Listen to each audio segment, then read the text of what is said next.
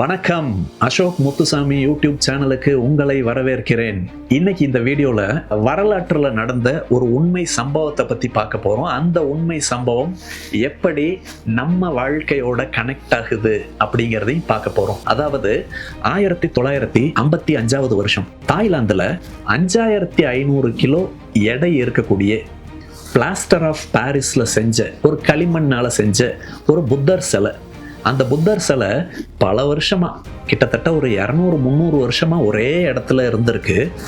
அந்த புத்தர் சிலையை அங்க இருக்கக்கூடிய மக்கள் என்ன நினைக்கிறாங்க அப்படின்னா, இது ரொம்ப வருஷம் ஒரே இடத்துல இருந்துருச்சு, இதை நாம வேற ஒரு இடத்துல வச்சு அதை இன்னும் நல்ல ஒரு பிரம்மாண்டமான ஆலயமாக எழுப்பி அந்த புத்தர் சிலையை அங்க வைக்கலாமே, இன்னும் கொஞ்சம் நல்லா இருக்குமே அப்படின்னு முடிவெடுத்து என்ன செய்யறாங்க அப்படின்னா, ஒரு பெரிய கிரேன்ல பெல்ட் எல்லாம் கட்டி அந்த புத்தர் சிலையை தூக்குறாங்க.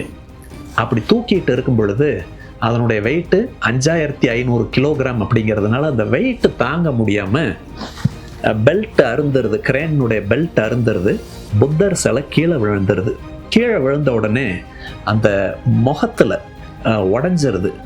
பார்க்கும் பொழுது அந்த இடத்துல எந்த இடத்துல உடஞ்சதோ அந்த இடத்துல ஒரு மாதிரி பளபளன்னு மின்னிட்டு இருந்ததை அவங்க பார்க்குறாங்க. அந்த இடத்த தொட்டு பார்க்குறாங்க. தொட்டு பார்க்கும் பொழுது அது தங்கம் அப்படிங்கிறது அவங்களுக்கு தெரிய வருது.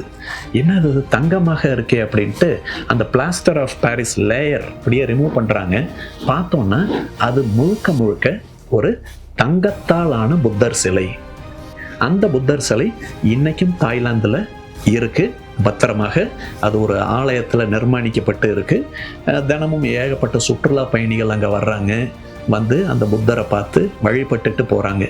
இங்கே என்ன நடந்திருக்கு அப்படின்றத நீங்கள் பார்த்தீங்க அப்படின்னா, அந்த 1955 வருஷம் இந்த இன்சிடெண்ட் நடந்தது. அதுக்கு சுமார் ஒரு 200 வருஷங்களுக்கு முன்னாடி தாய்லாந்து மேலே எதிரி நாடு வந்து போர் தொடுக்கிற மாதிரியான ஒரு அறிவிப்பு அப்படின்றது வந்திருக்கு. அப்போ அந்த நேரத்தில் இருந்த இந்த முன்னோர்கள்லாம் என்ன செய்யறாங்க அப்படின்னா, ரொம்ப வருஷமா இங்கே நாம ஒரு புத்தர் சிலையை வச்சிருக்கோமே, தங்கத்தாலான, அதுவும் 5500 கிலோ எடை இருக்கக்கூடிய பிரம்மாண்ட புத்தர் சிலையை வச்சு வழிபட்டுக்கிட்டு இருக்கோமே, எப்ப எல்லாம் எதிரி நாடுகள் அந்த காலத்துல இன்னொரு நாட்டு மேல போர் தொடுக்கிறாங்களோ அங்க இருக்கக்கூடிய முக்கியமான காஸ்ட்லியான விஷயங்கள் எல்லாத்தையும் கொள்ளையடிச்சிருவாங்க. அப்ப எதிரி நாடு இப்ப நம்ம மேல படையெடுக்க வர்றாங்க அப்படின்னா இந்த புத்தர் சிலையை கொள்ளையடிச்சிட்டு போயிடுவாங்களே அப்படின்ற ஒரு எண்ணம் அவங்களுக்குள்ள ஏற்பட்டிருக்கு. அந்த எண்ணம் ஏற்பட்டதன் விளைவாக இந்த புத்தர் சிலையை நம்ம எப்படியாவது காப்பாற்றணும். அப்படி காப்பாற்றணும்னா என்ன பண்ணணும் அப்படின்னா, இந்த சிலைக்கு ஒன்றும் பெரிய அளவுக்கு ஒர்த்தே இல்லை அப்படிங்கிற மாதிரியான ஒரு பிம்பத்தை ஏற்படுத்தணும். அதுக்காக பிளாஸ்டர் ஆஃப் பாரிஸ் களிமண்ணை மேலே அந்த தங்க சிலைக்கு மேலே பூசி ஒரு லேயர் ஒன்று உருவாக்கியிருக்காங்க. ஆனால் அது வெறும் லேயர் தான் அப்படிங்கிறது யாருக்கும் தெரியல. முழுக்க அது களிமண்ணாலான புத்தர் சிலை அப்படின்னு எல்லாரும் நினச்சிட்டாங்க. இப்போது நான் ஒரு கேள்வி கேட்குறேன். 1955 இன்ன வரைக்கும் அந்த புத்தர் சிலை தங்க புத்தர் சிலையாக அங்கே இருக்குது. அதை நம்ம பார்க்க முடியும். அந்த படையெடுப்புக்கு முன்னாடி அந்த புத்தர் சிலை என்னவாக இருந்தது? அப்பையும் தங்கமாக இருந்தது. இடையில ஒரு 200 வருஷம் என்னவாக இருந்தது? நீங்க சொல்றது எனக்கு கேட்குது, அது களிமண்ணாக இருந்தது அப்படின்னு நீங்க சொல்றீங்க. அதாங்க இல்லை, இடைப்பட்ட 200 வருஷமும் அது தங்கத்தாலான புத்தர் சிலையாக தான் இருந்தது. ஆனா மக்களுக்கு அது தெரியல. அது ஏதோ களிமண்ணால பூசப்பட்ட, களிமண்ணால செய்யப்பட்ட ஒரு சிலை அப்படின்னு தான் அவங்க நம்பினாங்க. காரணம், அந்த படையெடுப்பெல்லாம் நடந்து முடிஞ்சதுக்கு அப்புறமா கூட அந்த காலத்துல வாழ்ந்த மக்கள் இந்த சிலை இப்படி இருக்கிறது தான் பாதுகாப்பு, அதனால நமக்கு வரக்கூடிய அடுத்த சந்ததிக்கு கூட இதை பத்தி நம்ம சொல்ல வேண்டாம், இது வெறும் களிமண் சிலை தான் அப்படின்னு சொல்லிடலாம் அப்படின்ட்டு அவங்களும் அந்த உண்மையை மறைச்சிட்டாங்க. நம்முடைய வாழ்க்கையிலையும் நம்ம அப்படிதானே இருக்கோம். பிறந்தப்ப நம்ம எல்லாரும் தங்கமா தான் இருந்தோம்.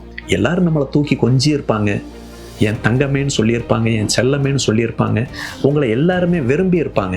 ஆனால் இடைப்பட்ட காலகட்டங்களில் நாம் தெரிஞ்சோ தெரியாமலோ இந்த சமுதாயத்தினாலேயோ அல்லது நம்முடைய நண்பர்கள்னாலேயோ அல்லது நம்முடைய ஆசிரியர்கள்னாலேயோ நம்முடைய பெற்றோர்கள்னாலேயோ நம்முடைய குடும்பத்தார்னாலேயோ நம்ம மேலேயே சில லேயரை எடுத்து பூசிக்கிட்டோம்.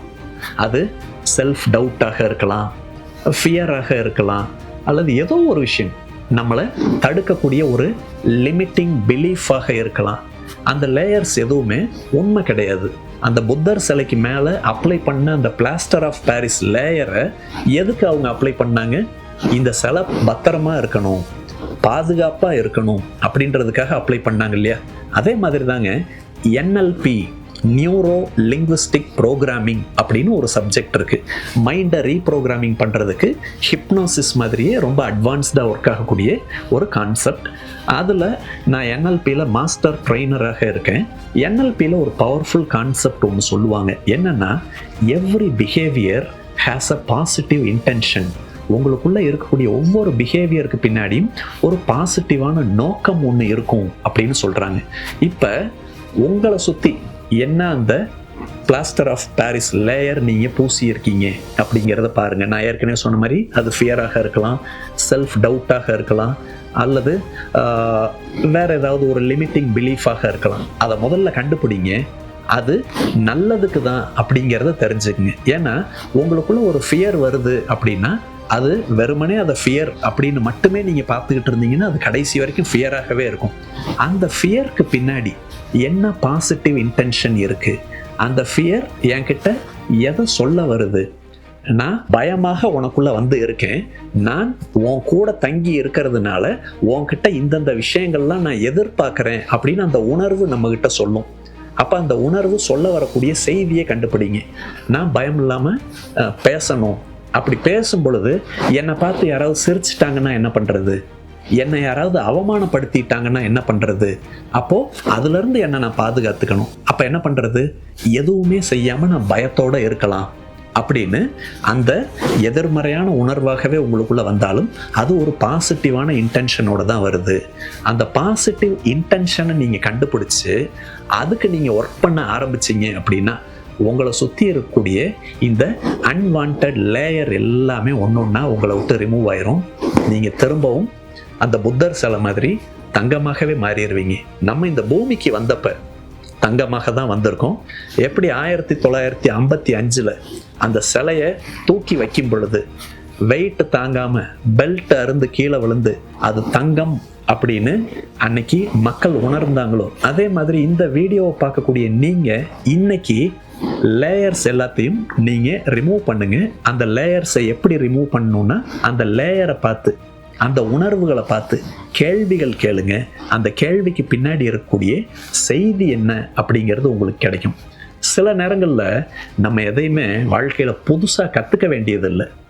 இருக்கக்கூடிய விஷயங்கள், தேவையில்லாத விஷயங்களை களைஞ்சாலே போதும். இந்த வீடியோவை பார்க்குற நீங்கள் கமெண்ட்டில் இது நாள் வரைக்கும் உங்களை சுற்றி நீங்கள் என்ன அன்வான்ட் லேயரை உருவாக்கி வச்சுருந்தீங்க, அந்த அன்வான்ட் லேயருக்கு பின்னாடி இருக்கக்கூடிய பாசிட்டிவான செய்தி என்ன அப்படிங்கிறத தெரியப்படுத்துங்க.